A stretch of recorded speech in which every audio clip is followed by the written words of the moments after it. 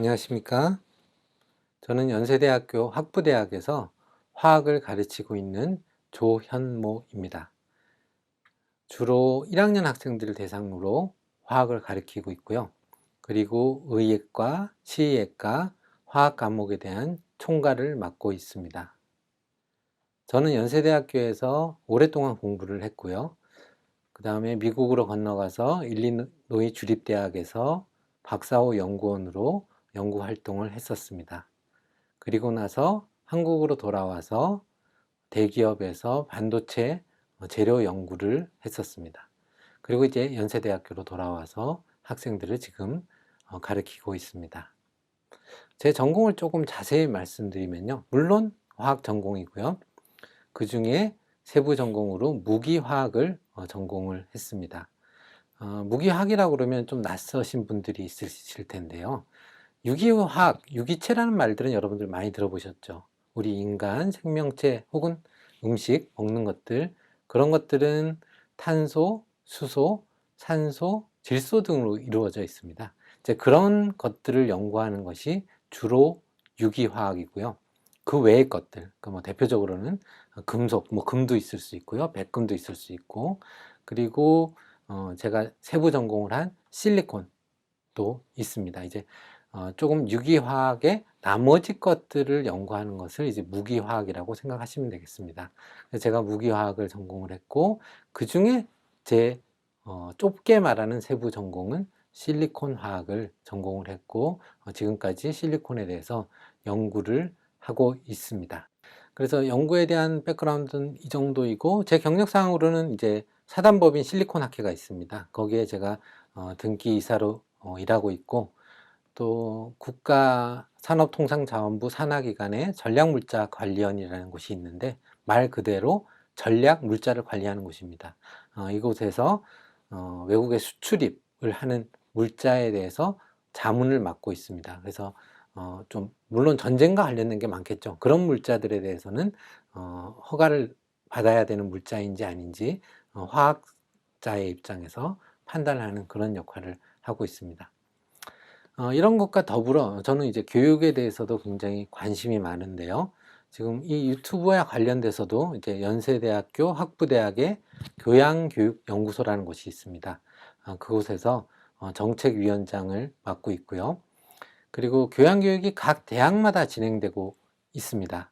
각각의 대학의 특성에 따라 다르게 진행이 되는데 그것에 대해서 컨설턴트를 하는 역할을 하고 있습니다. 역시 준공공기관인 교양기초연구원에서 컨설턴트로 활동을 하고 있습니다. 그리고 이제 교육 관련해서 조금 더 말씀을 드리면 예를 들면 연세대학교 논술시험의 이제 해설위원, 그리고 연세대학교 영재교육원의 담당 화학 교수 등으로 활동을 하고 있고요. 뭐 가장 최근에는 고분자, 우리 이런 옷들이 고분자로 만들어졌거든요. 폴리머라고도 하고요. 이 국제저널의 게스트 에디터로 활동을 하고 있습니다. 지금까지 제 백그라운드를 쭉 말씀을 드렸고요. 제가 대략 어떤 사람이라는 소개가 되었으리라고 생각을 합니다. 예, 소개를 여기서 마치겠습니다.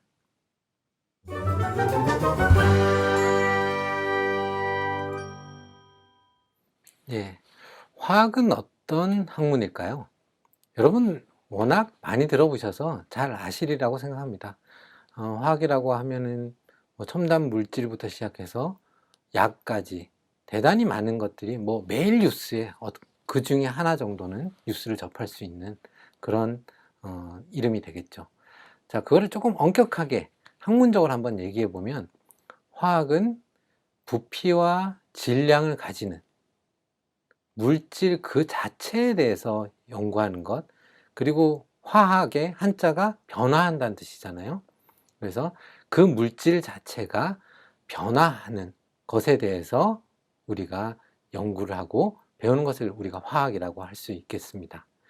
자, 근데 좀 더 쉽게 얘기하자면 사실 우리 생활 주변에 있는 모든 것들이 사실은 지금 시대에는 화학 물질이죠. 물질로 이루어져 있습니다. 예, 그래서 물질의 기본을 한번 살펴보면요. 물질의 기본은 제가 탁구공을 준비했는데요. 이렇게 원자라고 부르고 있습니다. 물론 이 원자는 더 쪼개질 수 있지만 일반적으로 우리가 일상생활에서 반응이 일어나는 것은 원자보다 더 큰 단계에서 일상적인 반응들이 일어납니다. 그래서 이런 것들이 모여서 이렇게 예쁜 결정 모양으로 세상에 태어나기도 합니다. 이런 물질들을 연구하는 것, 그리고 이제 물질의 변화라는 건 뭐가 있을까요? 예전 고대부터 화학이랑 관련 짓는 것이 뭐가 있었을까요? 네, 생각할 수 있겠죠. 불을 떼서 따뜻함을 느끼고 또 음식을 익히기도 하고 연소 반응. 네, 지금도 그 에너지라는 것은 시대의 화두입니다. 지금 전기차, 수소차, 어떤 발전소를 지어야 하는가. 예, 끊임없이 고대부터 지금까지 화학은 뭔가 변화를 통해서 열을, 에너지를 얻는 것에 대해서 관심이 있었습니다. 이렇게 물론 요거에만 화학 반응이 있는 것은 아니지만 여러 반응이 있지만 고대 오래전부터 봐왔던 화학 반응의 한 예입니다. 그리고 조금 더 깊은 얘기를 하자면 그렇다면 만약에 우리가 불을 뗀다라면 얼마나 빨리 그 반응이 일어나느냐, 혹은 얼마나 많이 그 반응이 일어나느냐, 혹은 그 반응이 저절로 일어나는가, 아니면 우리가 뭔가를 해줘야 되는가.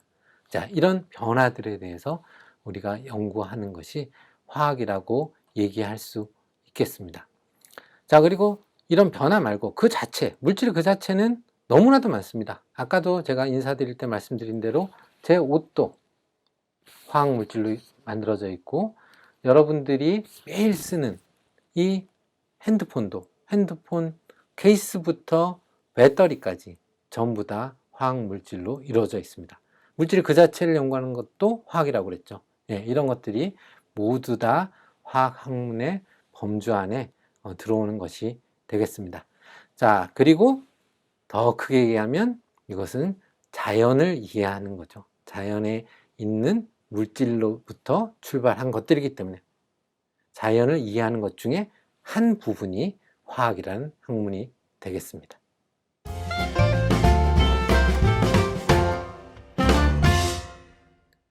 먼저 교양교육이 무엇인가 하는 것에 대해서 말씀을 드리도록 하겠습니다. 교양교육은 아주 쉽게 얘기해서 세상을 이해하는 거죠. 세상을 이해하는 데 있어서 가장 중심은 인간이겠죠. 우리 인류 문명을 쌓아온 우리 인간에 대한 이야기가 먼저일 거고요. 그리고 인간이 구성하고 있는 사회, 그러니까 사회에 대한 이해도 필요할 것입니다. 그리고 여러분들도 다 동의할 수 있다시피 우리는 자연 안에서 살고 있습니다. 자연에 대한 이해가 중요하게 교양교육의 범주 안에 필요한 것입니다. 이런 기본적인 힘을 가지고, 지식의 힘을 가지고 세상을 이해하고 또 세상을 발전시키고 세상을 개척시키는 그런 관점에서 교양교육은 기본적인 힘을 탄탄히 하는 것이 교양교육의 목표라고 할 수 있겠습니다. 그러면 그 중에 이제 화학이라는 것은 당연히 자연의 이해 중에 하나일 것입니다. 물리도 마찬가지고 화학도 생물도 자연을 이해하는 방식 중에 서로 다른 관점을 가지고 있는 것입니다. 물론 서로 다른 팩트를 찾아내는 것은 아닙니다. 같은 사실을 찾아내지만 접근 방식이나 관점의 차이가 혹은 입문하는 방법의 차이가 있을 뿐입니다. 그 중에 이제 화학을 중심적으로 말씀을 드리자면 화학은 물질 그 자체 그리고 그 변화를 연구하고 배우는 학문이라고 말씀드렸습니다. 마찬가지로 교양교육에서도 화학이 하는 역할은 우리 세상을 이루고 있는 물질의 본질이 뭔가, 그리고 그들의 본성이 어떻게 움직여서 변화가 일어나는가 라는 것을 교양교육에서 기본적인 것을 배울 수 있습니다. 이렇게 물질 그 자체를 연구하는 그것뿐만 아니라 어떻게 사실에 접근하는지, 접근하는 방법에 대한 교육도 상당히 중요합니다.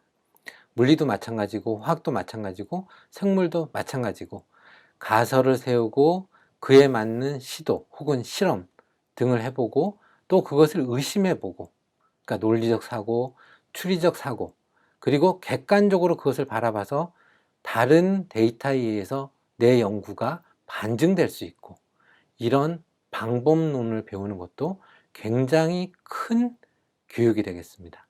그래서 이런 커다란 힘, 인간, 사회, 자연에 대한 기본을 이해하는 힘을 가지고 세상을 객관적으로 분석하고 그것에 기반해서 올바른 결정, 최선의 결정을 할 수 있는 기반이 되겠습니다. 그래서 이런 말을 들어보셨을 겁니다. 진리가 너희를 자유케 하리라. 예. 사실, 진리, 진실을 아는 것이 우리가 가장 올바른 판단을 한다는 말을 할 수 없지만, 우리 입장에서는, 인간의 입장에서 가장 최선의 결정을 할 수 있는 기본은 만들 수 있다는 거죠. 그래서 그 기본의 힘을 다져갈 수 있는 방법이 교양교육, 아까 말한 세 가지, 그리고 그 중에 하나의 축을 담당하는 화학을 공부하는 것이 그 역할을 할 수 있다라고 말씀드릴 수 있겠습니다.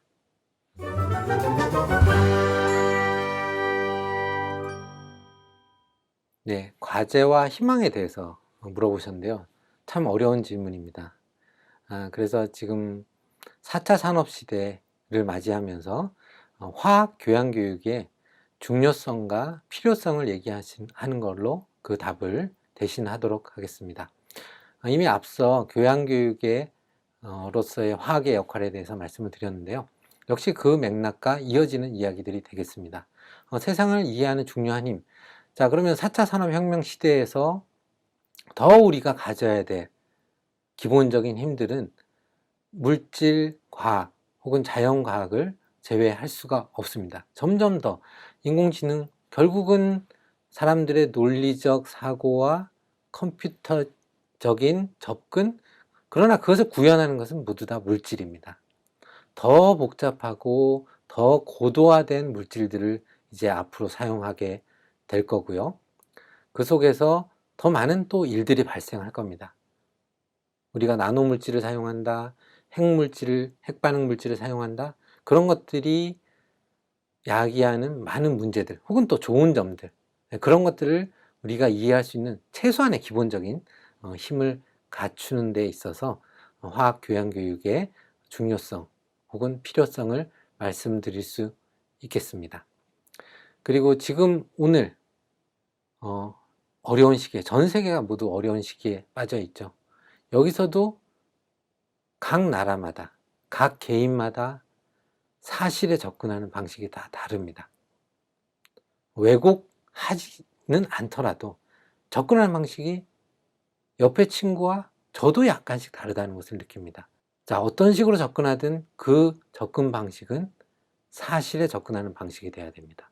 앞서 말씀드린 대로 가설을 세우고 내가 뭔가를 알아보고 그것이 틀렸으면 객관적으로 반증에 대해서 인정을 하고, 그런 접근 방식에 대해서 배우는 것도 화학을 배움으로써 가능하다는 얘기를 드릴 수 있겠습니다. 그래서 앞으로의 점점 더 고도화되는 시기에서 우리가 더 올바른 결정을 하고 객관적인 데이터를 읽을 줄 아는 능력을 키우기 위해서 자연과학에 대한 이해의 힘을 키워가는 것은 점점 더 중요해지고 필요할 것이라고 생각을 합니다.